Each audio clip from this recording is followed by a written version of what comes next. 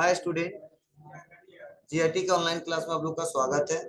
और आज के क्लास में लोग सीखने वाले हैं कैसे टैली प्राइम में जीएसटी का फीचर्स इनेबल करते हैं और जीएसटी का फीचर्स इनेबल करते समय हमको क्या क्या स्टेप फॉलो करने होते हैं। आज के क्लास में लोग एक एक करके सीखने वाले हैं। पिछले क्लास में हमने बताया था कैसे कंपनी क्रिएट करते हैं।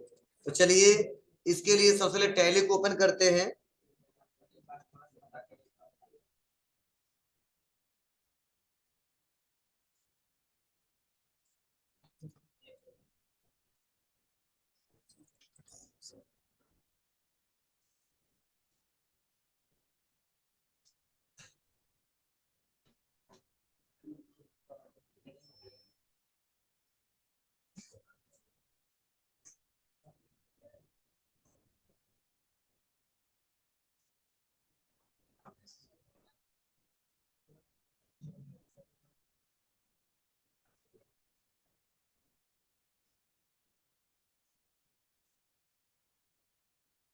और यहाँ पे हमें अपने कंपनी को ओपन करना है। अब किसी का भी कंपनी ओपन हुआ हो उससे मतलब नहीं, हमने बताया था। उसके लिए जाना है कहाँ पे, कंपनी पे, उसके बाद से चेंज पे, और चेंज पे आने के बाद से ध्यान देना, ये अब सपोज मान लो हमारा कंपनी नहीं है तो यहीं पे ऊपर ऑप्शन आता है सेलेक्ट कंपनी। अब इसमें जहां पे आप रखे हो अपना कंपनी बनाए हो, तो मैंने बनाया था डी ड्राइव में, तो सेलेक्ट फ्रॉम ड्राइव पे आएंगे, उसके बाद से आएंगे डी ड्राइव में, और जिसके नाम से उन्हें रखा 3PM में, यहां से इंटर दबा के एक्सेप्ट कर लेंगे, ओपन हो जाएगा। मतलब जब भी आप ओपन करोगे तो चाहे किसी कंपनी, उससे मतलब नहीं है, आप एक बार कंफर्म कर लो। कहाँ जाओगे, कंपनी पे, चेंज पे, और चेंज पे आने के बाद यहीं पे ऑप्शन आएगा सेलेक्ट कंपनी, और यहाँ पे सेलेक्ट फ्रॉम ड्राइव, और जिस ड्राइव में रखे हो ड्राइव सेलेक्ट कर लो, और जो आपका कंपनी है उसको सेलेक्ट कर लीजिए। या तुम सोच रहे हो बार बार यहाँ ना जाना पड़े, तो आप Alt + F3 बटन दबा दो, तो सेलेक्ट कंपनी का ऑप्शन तुरंत एक ही बार आ जाएगा। ठीक है, मतलब अगर कंपनी को सेलेक्ट करना तो क्या दबाएंगे, Alt + F3, और यहाँ पे कहाँ पे रखे हो, तो सेलेक्ट फ्रॉम ड्राइव, उस ड्राइव को सेलेक्ट करेंगे, जहां पे हमने रखा है उसका इस्तेमाल कर लेंगे। तो हमने कंपनी ओपन कर लिया है। अब कंपनी के फीचर्स को इनेबल करना है और इसमें जीएसटी फीचर्स इनेबल करना है। तो कभी भी कंपनी के फीचर्स को इनेबल करने के लिए यहीं पे दिख रहा है कंपनी, दिख रहा है आपको, तो यहाँ पे स्टेप बाय स्टेप बताया भी जा रहा है आपको कहाँ कहाँ जाना हो इस फीचर्स को इनेबल करने के लिए। कहा जा रहा है गेटवे टैली में जाओगे, उसके बाद से कंपनी में, फीचर्स में, वहीं पे एक ऑप्शन आएगा enable goods and service tax, उसको यस करेंगे, और यस करते ही ऐसा इंटरफेस आ जाएगा। तो चलिए हम आते हैं टैली पे और कंपनी पे। कंपनी पे आने के बाद देखो यहीं पे नीचे ऑप्शन है फीचर्स, इसके लिए शॉर्टकट की है या फिर लिख लो, नोट कर लो, कुछ पॉइंट्स लिख लेना चाहिए। सेलेक्ट कंपनी के लिए Alt + F3, और कंपनी के फीचर्स को इनेबल करना है, फीचर्स लाना है तो F11 जी, सिर्फ F11। कहाँ कहाँ कॉपी खोलोगे, पढ़ने वाले नहीं स्टूडेंट है सर, बैठ गए पढ़ने के लिए, कॉपी नहीं खोला। कंपनी फीचर्स ओपन करना है, फीचर्स ओपन करना है तो F11।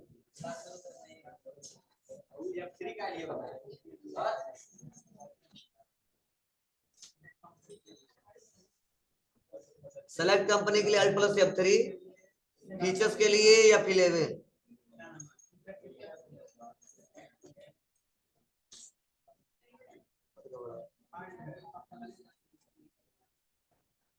हो गया। अब आएंगे फीचर्स में, एरो की से एक एक करके, और फीचर्स में आने के बाद हमारे सामने कंपनी खुल जाएगा, तो जो हमारा कंपनी उसको सेलेक्ट कर लेंगे, ऊपर वाला ही है। अब देखो यहीं पे जब आएंगे तो यह पर ऑप्शन दिखाई दे रहा है टैक्सेशन, और लिखा है enable goods and service tax, GST दिख रहा है ना आपको। यहीं पे आपको नो रहेगा तो यस कर लेंगे, लेकिन बाय डिफॉल्ट यस रहता है, फिर भी यस पे क्लिक करके इंटर दबा देंगे। अब इंटर दबाते ही हमारे सामने कुछ ऐसा इंटरफेस आ जाएगा। तो यहाँ पे पहला ऑप्शन है जीएसटी रजिस्ट्रेशन डिटेल, तो हमने जीएसटी रजिस्ट्रेशन डिटेल पढ़ाया था ना कि कितने टाइप्स के डीलर होते हैं, 2, रेगुलर और कंपोजिशन। तो ना जीएसटी में रजिस्ट्रेशन अगर मान लो ना कंपोजिशन में कराया है ना रेगुलर में कराया है, तो उसका क्या तरीका रहेगा, वो एक एक करके स्टेप बाय स्टेप सीखने वाले हैं। तो पहला पूछा जा रहा है स्टेट, मतलब जो कंपनी आप बनाए हो, जिस फर्म का अकाउंटिंग कर रहे हो, ठीक है, जो जीएसटी फीचर्स इनेबल करने वाले हो, वह किस स्टेट से बिलोंग करता है। तो जिस स्टेट से बिलोंग करता है उसको सेलेक्ट करेंगे। तो बाय डिफॉल्ट यूपी दिखाई दे रहा है, उत्तर प्रदेश, तो यूपी का ही तो यूपी ले लेना, जहां का वो सेलेक्ट करना होगा, नहीं तो आगे दिक्कत हो जाएगा, क्वेश्चन नहीं कर पाएंगे। उसके बाद इंटर, तो रजिस्ट्रेशन टाइप कितने ऑप्शन है, कंपोजिशन और रेगुलर। तो आप बताइए, अब यहाँ पे हमको डिसाइड करना होगा कि उसका जो कंपनी है, ठीक है, जिसमें हम लोग काम कर रहे हैं, जिसके लिए अकाउंटिंग कर रहे हैं, उसका टर्नओवर क्या है, और टर्नओवर के साथ साथ किसने जीएसटी में रजिस्ट्रेशन कराया है। तो हमने बोला था ना कि जिसका टर्नओवर 1.5 करोड़ से ऊपर हो, किसमें कराएगा, रेगुलर में, और उससे कम है तो कंपोजिशन में करा सकता है, चाहेगा तो रेगुलर में भी जा सकता है। तो कैसे पता चलेगा, तो जब रजिस्ट्रेशन कराएगा तो उसको मिलेगा और वहां पे दिखे लिखा रहेगा रेगुलर में कराया है कि कंपोजिशन में कराया है। तो जो जिसमें होगा उससे पूछ लेना, आपको भर लेना है। तो ज्यादातर लोग आते हैं, लगभग 95% लोग रेगुलर में आते हैं, तो हम लोग रेगुलर ले लेंगे। इस यहाँ पे बताया जा रहा है access of the other territory, ठीक है, अगर मान लो किसी केंद्र शासित प्रदेश से बिलोंग करते तो यस करिए, नहीं तो क्या करेंगे, यहाँ पे नो ही रहने देंगे। उसके बाद से यहाँ पे पूछा जाता है जीएसटी एप्लीकेबल फ्रॉम, मतलब आपकी कंपनी में जीएसटी कब से एप्लीकेबल हो, ठीक है, मतलब जीएसटी से रिलेटेड काम कब से करना चाहते हो। तो हमारा फाइनेंशियल स्टार्ट होता है कब से, 1 अप्रैल से। तो जीएसटी एप्लीकेबल फ्रॉम पे 1 अप्रैल ही कर देंगे। अगर मई कर देते हैं तो हमारा जो जीएसटी काम करेंगे तो अप्रैल में कोई जीएसटी से रिलेटेड काम नहीं कर सकते हैं, वो मई से ही काम होगा। इसीलिए बाय डिफॉल्ट क्या छोड़ देते हैं हम लोग, 1 अप्रैल ही रहने देते हैं और इंटर बटन दबाते हैं। उसके बाद अगला जीएसटी नंबर, मतलब जिस फर्म के लिए अकाउंटिंग कर रहे हैं उसका जीएसटी नंबर मिलेगा, अब चाहे रेगुलर में हो चाहे वो कंपोजिशन में हो। तो देखिए यहाँ पे भी जीएसटी नंबर दिया गया है, क्या दिया गया है, रटना नहीं होता है, देख के भरना होता है। इसमें लिया है क्या 09AP, तो हम भर देते हैं 09, दिख रहा ना, 09AP MPB 1234 M1ZT, 15 अंक का है, तो हम लिख देते हैं 09AP MPB 1231 M1ZT, ठीक है। तो ऐसे मैं दिखाने के लिए लाया हूं, मुझे याद है, ठीक है। तो जीएसटी नंबर है, तो यहाँ पे मैंने क्या कर लिया, जो 09 क्या है स्टेट कोड, जो 10 अंक क्या है पेन नंबर, उसके बाद एंटिटी कोड, तो टोटल कितने का है 15 का है। उसके बाद से इंटर बटन दबाएंगे। तो मैंने बताया था ना, रेगुलर के लिए 2 ऑप्शन दिए जाते हैं, वो रिटर्न जो फाइल करेगा वो मंथली भी कर सकता है और क्वार्टरली भी कर सकता है, याद है। तो यहाँ पे हम लोग लेंगे, तो ज्यादा से ज्यादा लोग टेंशन कम लेना चाहते हैं, तो ज्यादा लोग मंथली भरते हैं, और कुछ लोग सोचते नहीं 3 महीने का रिकॉर्ड एक बार देंगे, एक बार टैक्स पे करेंगे, तो वो ज्यादातर लोग क्या करते हैं क्वार्टरली भरेंगे, तो सबसे ज्यादा मंथली लेते हैं और इंटर बटन दबाते हैं। कुछ एडिशनल फीचर्स इसमें दिए गए हैं, ठीक है, जो रिक्वायरमेंट के आधार पर लोग इस्तेमाल करते हैं। देखो यहाँ पे एक ऑप्शन दिया है set alter GST rate detail, मतलब कुछ ऐसी कंपनियां होती हैं, कुछ ऐसे फर्म होते हैं जो इसका फिक्स एक रेट होता है। जैसे जैसे मान लो हम, मेरा कपड़े का दुकान है, ठीक है, तो मैं कपड़े पे ज्यादातर जो टैक्स है ना 5% है, ठीक है, उसके अलावा अगर कोई प्रोडक्ट वो नहीं बेचता है तो अपना जीएसटी रेट भर सकता है, क्या यस करेगा, उसमें पूछेगा उतना भर देंगे। कोई भी आइटम रहेगा कितना परसेंट जीएसटी लेगा, 5%, कोई 18% वाला तो 18%। लेकिन दिक्कत हो जाएगी, कुछ ऐसे व्यापारी हैं जिनका 3% वाले भी आइटम्स हैं, 5% भी वाले हैं, 12% वाले भी है, 18% भी वाले हैं, 28% वाले भी हैं। तो वहां पे अगर यस कर देते हैं यहाँ पे तो दिक्कत होगी, कोई एक ही टैक्स लेगा। इसीलिए यहाँ पे हम लोग नो ही रहने देते हैं, हमको यस करने की रिक्वायरमेंट यहाँ पे नहीं होती है। कब यस करेंगे, जब ऐसा बिजनेसमैन है जिसका कोई केवल एक ही टैक्स रेट है, मतलब ऐसा प्रोडक्ट बेच रहा है जो 18% वाला ही है, ऐसा प्रोडक्ट बेच रहा है जो 5% वाला ही है, तो वहां पर हम लोग इसको यस करते हैं। लेकिन अगर कई सारे प्रोडक्ट हैं और अलग अलग टैक्स हैं, ठीक है, तो वहां पर हम लोग नो ही रहने देते हैं। इसीलिए किसी भी कंडीशन में नो ही रखते हैं, क्योंकि आइटम में जीएसटी भरने से इजी रहता है, जिस आइटम पे जितना परसेंट जीएसटी रहता है अपने आप कैलकुलेशन कर लेता है, ठीक है। इसीलिए हमको क्या करना है यहाँ पे, जी नो ही रहने देना है, और उसके बाद से हमको कुछ नहीं करना है और आगे बढ़ जाना है। यहाँ पे कुछ इंपोर्टेंट पॉइंट्स हैं, यहाँ पे इनवाइस फीचर्स। तो कहा जा रहा है ईवे बिल, ईवे बिल का मतलब होता है इलेक्ट्रॉनिक बिल। क्या होता है? Electronic bill.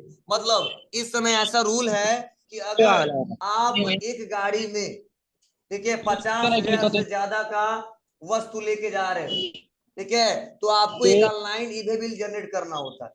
ठीक है, तो अगर आप नहीं करते हो, तो अगर वहां पे पकड़ लेते हैं रास्ते में सेल टैक्स वाले, ठीक है, या डिपार्टमेंट वाले, तो आपका गाड़ी भी जब्त हो जाएगा, बंद हो जाएगा, और प्लस कुछ आपको जुर्माना भी देना पड़ेगा। तो इस समय जीएसटी में ऐसा रूल है कि जब भी आप एक ही बिल में 50,000 से ज्यादा का सेल कर रहे हो, ठीक है, और वह एक गाड़ी में लाद के, चाहे 50,000 का जा रहा हो, चाहे 1,00,000 रुपए का जा रहा हो, अगर रास्ते में वो पकड़ा जाता है, ठीक है, तो अगर उसके पास ईवे बिल नहीं है तो दिक्कत हो सकती है।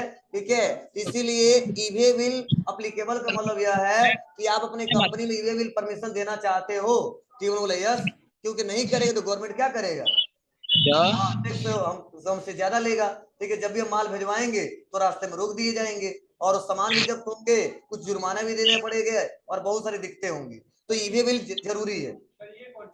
हाँ, नहीं, ये टोल टैक्स वाले नहीं लेते हैं, जीएसटी पोर्टल पे इसका साइड है।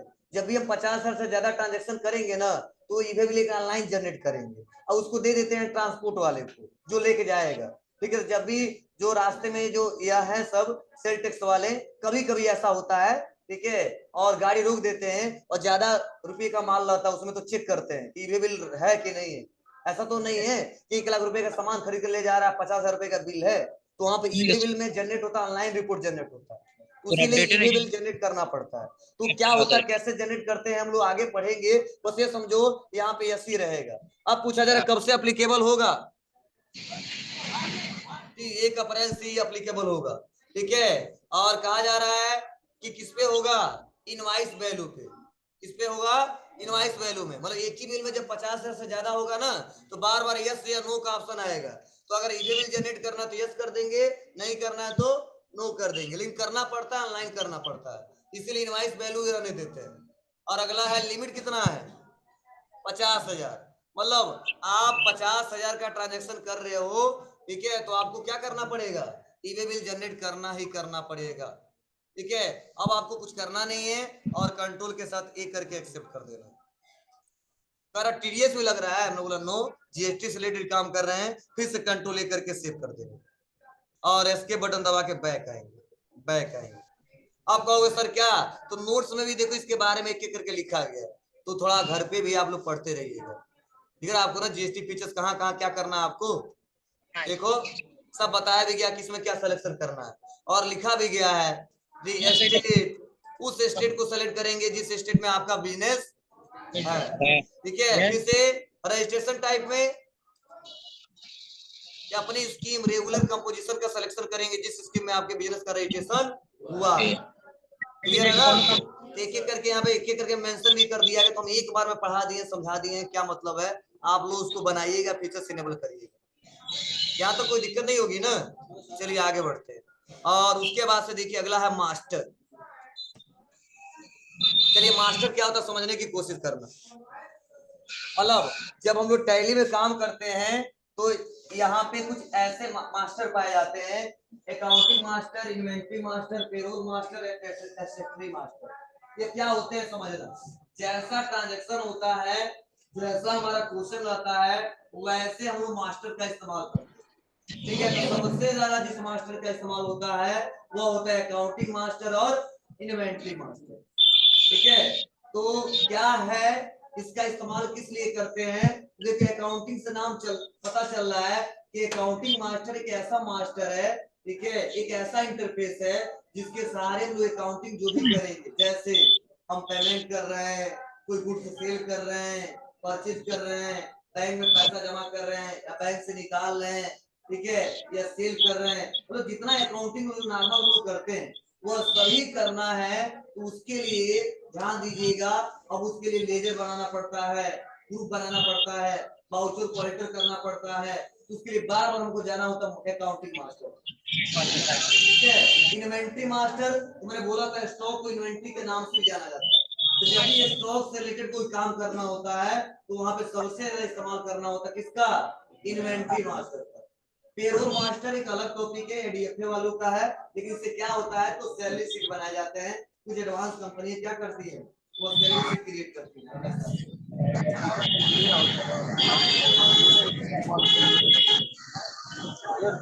अगले का 5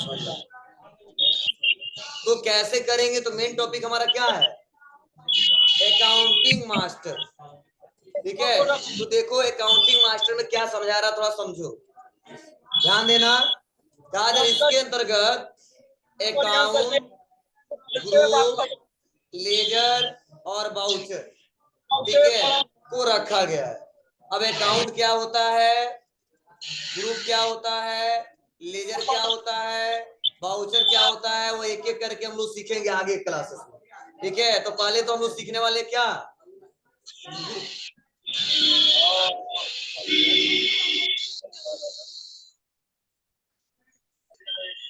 तो देखिए यहाँ पे सबसे पहले हमको बनाना है ग्रुप।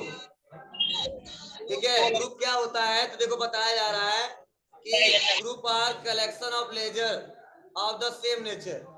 ठीक है, मतलब जब भी हम कोई क्वेश्चन करेंगे, अगर एक नेचर के लेजर मिलेंगे तो उसका एक ग्रुप होगा।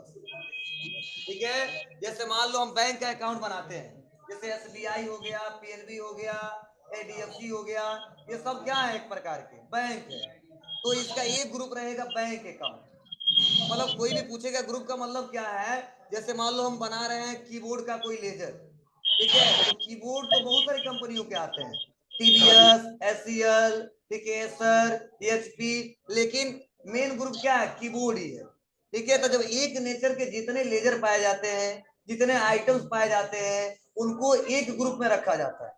ठीक है, तो यही बोला गया है कि जितने आपके क्या होंगे, लेजर होंगे और एक नेचर के होंगे, उसको एक ग्रुप में रखा जाता है। ठीक है, तो यहाँ पे बताया जा रहा है कि अर्थात एक जैसे नेचर वाले लेजर का समूह अकाउंट ग्रुप कहलाता है, जैसे सभी कस्टमर के लेजर को सन्डी डेबिटर के ग्रुप में रखा जाता है, और जिससे उनको देखने और रिपोर्ट तैयार करने में सुविधा होती है। ठीक है, जैसे मान लो हमारे कस्टमर है, तो जितने हमारे कस्टमर आएंगे उनको किसमें रखेंगे, सन्डी डेबिटर में, रिपोर्ट देखना आसान होगा। जितने हमारे सप्लायर होंगे उनका ग्रुप रहेगा सन्ड्री क्रेडिटर, उससे भी रिपोर्ट देखना आसान होगा, इसीलिए हम लोग ग्रुप बनाते हैं।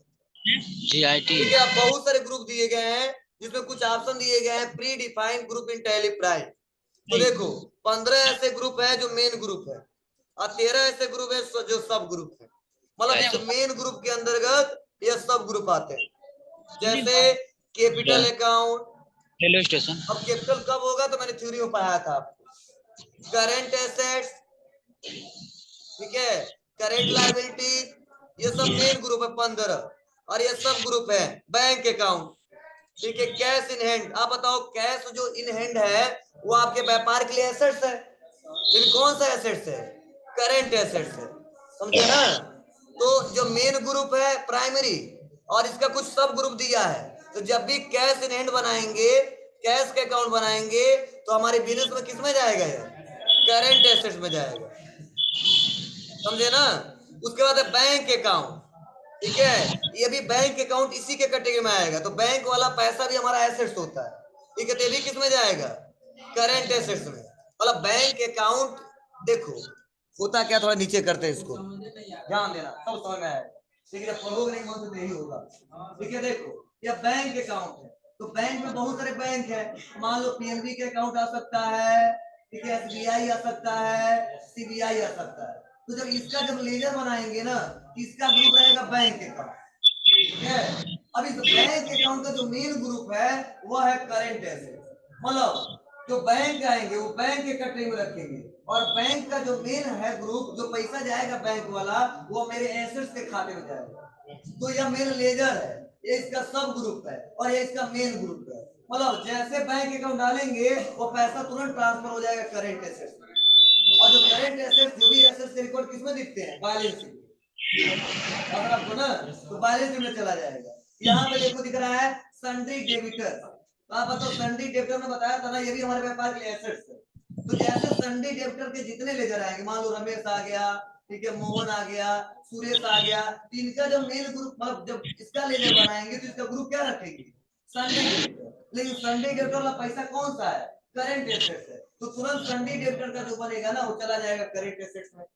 मतलब 15 जो है मेन ग्रुप है, मतलब जितने बैलेंस जाएंगे इसी के अंतर्गत जाएंगे। अब हजारों लेजर आ सकता है, ठीक है, लेकिन इसी ग्रुप में हमको रखना पड़ेगा, या तो इसमें से या तो इसमें से। कौन किसमें से, तो मान लो आ गया कोई रमेश ट्रेडर्स, तो सोचना पड़ेगा कि आपका कस्टमर है कि आपका सप्लायर है। जब कस्टमर है उसको रखेंगे संडे डेब्टर, अपने आप तुरंत पैसा चला जाएगा करेक्ट से। अगर मान लो हमारा चलो सुरेश ट्रेडर्स है, हमारा सप्लायर है, उसका ग्रुप रखेंगे संडे क्रेडिटर, उसका बैलेंस तुरंत चला जाएगा करंट लायबिलिटी, वो पैसा हमको देना है, समझे ना। तो ये पहले से बने रहते हैं, कितने लगभग 28 ग्रुप है जो पहले से बने रहते हैं, 15 या 13 या, हाँ हाँ नहीं 28 पहले से रहता है हमारी टैली सॉफ्टवेयर में, हम उसके बाद भी और बना सकते हैं जरूरत के अनुसार। अब कब जरूरत क्या पड़ेगा तो मैं बताऊंगा, ठीक है। ये तो पहले से रहेंगे, किसी ने जो टैली सॉफ्टवेयर पे कंपनी बना लिया है ये सब मिलेंगे आप, ठीक है। तो कैसे बनेगा, तो इसको मैं एक बना के दिखाऊंगा तो आपको बेटर तरीके से समझ आएगा, ठीक है। अब देखो मान लो यहाँ पे लोन लायबिलिटी, तो लोन का जो भी खाता होगा किसमें चला जाएगा, लोन में चला जाएगा। कुछ पैसा इन्वेस्ट कर रहे हैं किसमें चला जाएगा, इन्वेस्टमेंट में आ जाएगा। चलो कंप्यूटर का लेजर बनाना तो किसमें जाएगा, फिक्स एसेट में जाएगा। मतलब जो पूरी पढ़ाई वही है, लेकिन अब हम सिस्टमेटिक तरीके से काम करने वाले हैं, तो पहचानना तो आपको ही है। अब मान लो वहां पे आ गया फर्नीचर का अकाउंट, तो मैंने पढ़ाया था ना जो फर्नीचर है क्या हमारे व्यापार के लिए एसेट है, कौन सा एसेट है, फिक्स एसेट है, भूल गया, ये दिक्कत होगी, तो इसमें किसमें रखेंगे, फिक्स एसेट में। बात है आपको ना।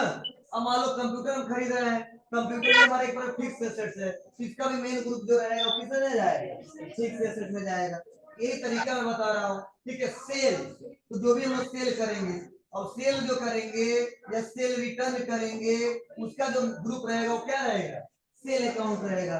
मतलब किस प्रकार का नेचर उसमें लगा रख देते हैं, ठीक है। यहाँ पे हमारा परचेज अकाउंट, तो परचेज करे या परचेज रिटर्न करे, उसको परचेज में लाके रख देंगे। उसके डायरेक्ट इनकम, इनडायरेक्ट इनकम, तो इनकम हम बताए थे ना कि मान लो हमको कमीशन रिसीव हो रहा है तो हमारा इनकम है, तो इनडायरेक्ट इनकम रख देंगे ग्रुप। मतलब ग्रुप का मतलब यह है कि किस प्रकार का वो ट्रांजेक्शन है, किस प्रकार का लेजर है, उसी में लाके रख देंगे। अब बनाएंगे तो क्लियर होगा आपको, ठीक है। तो वही मैं बताने वाला था, लेकिन जीएसटी फीचर्स में इनेबल करना सिखा दिया आपको।